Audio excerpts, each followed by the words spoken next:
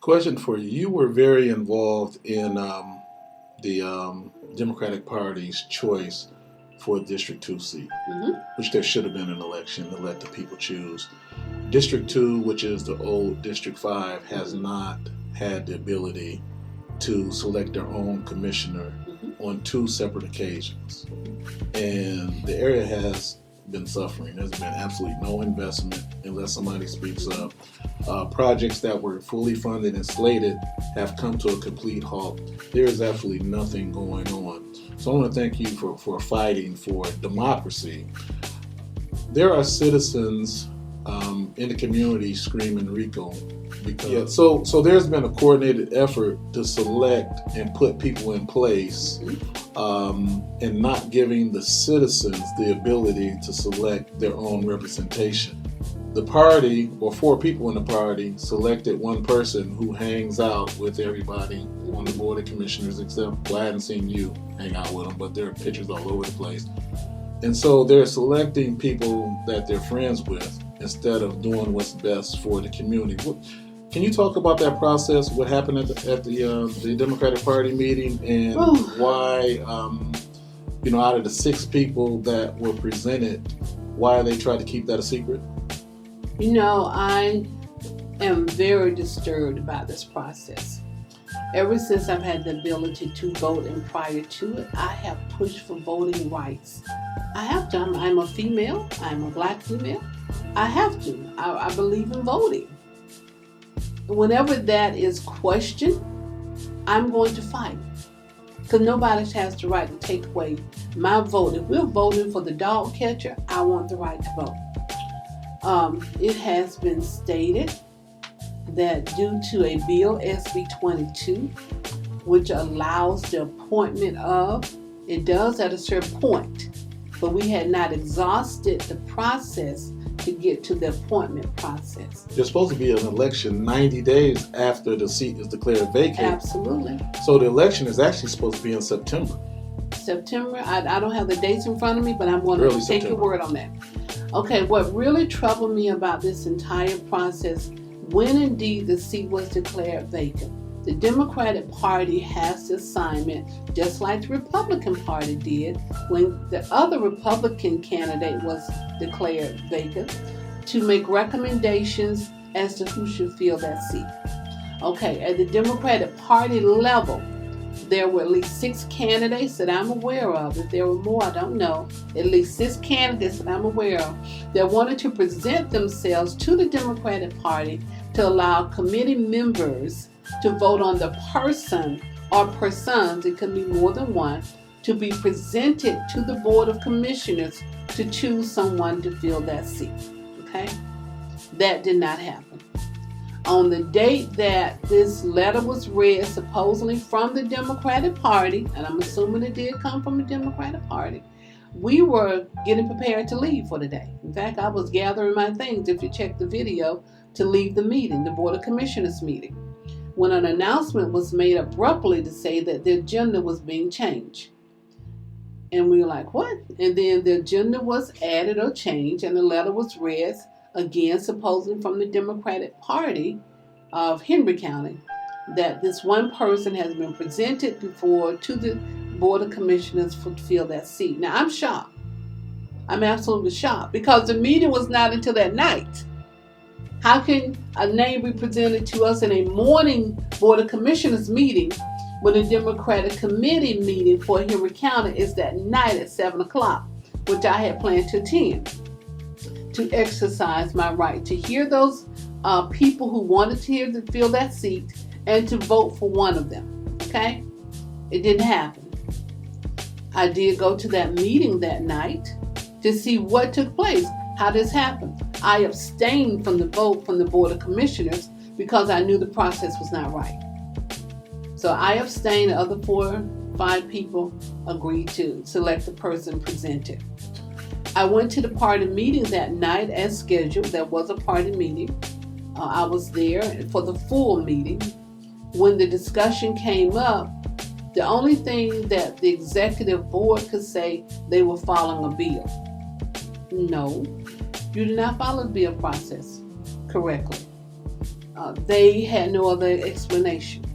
The body at that point in time, I would say 97% plus, without counting everyone, voted to have the name rescinded because they did not agree that the process took place. 97%? Yes, I was in the room. The committee voted 97%? Everybody in that room, hand practically went up. I said 97% just in case I missed seeing a hand.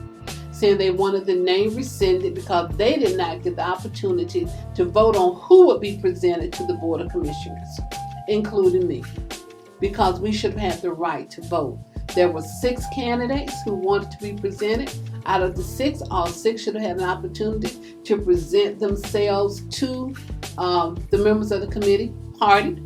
And then we had the right to vote on 1, 2, or 3 people to send to the Board of Commissioners to fill that seat. That did not happen. There has been a protest to this. There has been letters sent to the State Department of the Democratic Party saying that we want a full investigation of this because it was not done correctly. Now, once a process is done, once we are given the right to vote, whoever that vote puts in place, I'm willing to work with. Let's get that straight. I'm willing to work with that person. And let me say something else while I have you. I'm on your show, but let me say this. Everyone would know there are times you and I did not agree. Correct. We didn't agree. Well, that's government. That's government. It's government. I mean, we would not be serving our constituents if we agreed. You got voted in by a certain group. Mm-hmm. They have certain needs. Mm-hmm. You told that group that you were going to fight for those needs. Mm-hmm. I got voted in by a certain group. I told my group I'm fighting for certain needs. Mm-hmm. So at some point there may be some conflict, but we work it out, we discuss it, we come to agreement, and then it's over. And then you move on to the next issue. That's it. And I wanted to say that because I don't want anyone to say, oh, she's just trying to get Bruce in this seat. There were times, many times, you don't vote behind closed doors, in public, you and I have not agreed. Correct. But we did it in a professional manner. We managed through it. And then I made you buy me lunch if it was necessary. Yeah. So we never had to call each other names. And we didn't have to go talk about your dog and my cat and your aunt and your uncle. We just did not agree. Government is not personal. We get elected to support and improve our communities. Exactly. That's the bottom line. That's what it's about. It's not about flossing. It's not about running around looking like a celebrity. It's none of that. It is hard work to represent all of these 40, 50, 60,000 people. It is difficult work. Mm-hmm. And our job is to represent them well, and bring the resources to our communities. That's what our job is. I wanted to say that because in all of this, in finding the right representative for District 2, yes, I want to find the right representative because we all represent Henry County. What happens in District County and District 2 has an impact on District 4. What happens in District 3 has an impact on District 1. We cannot operate in silos. So yes, I'm very interested in who's representing an area because we're representing Henry County.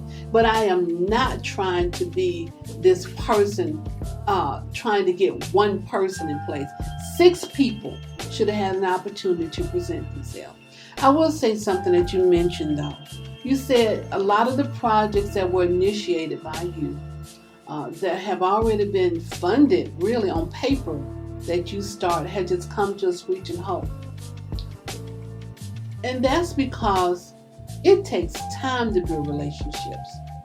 No one person can come behind another person and just say, oh, I'll make this happen.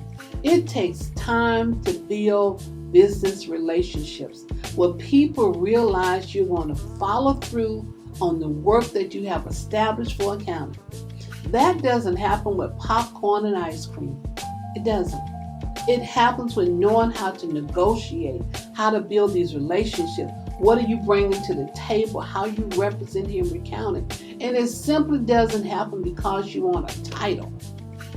It takes a lot of time and energy to put forth a good product that builds a county or builds a community. So I have to salute you for that. And I am concerned that those projects are not continuing. But it takes time to make these things happen. If you don't understand negotiation and budget, and you have nothing on that resume to bring to the negotiating table, you do not need these chairs. We're talking about people's lives and impacting them for 5, 10, 15, 20 years in the future. Not for today to go shopping with. So I want to thank you for the work you've done. And I do want to say, we have the right to vote. The constituents in this area should have a right to vote who represents them. And I'm not happy with the process that took place.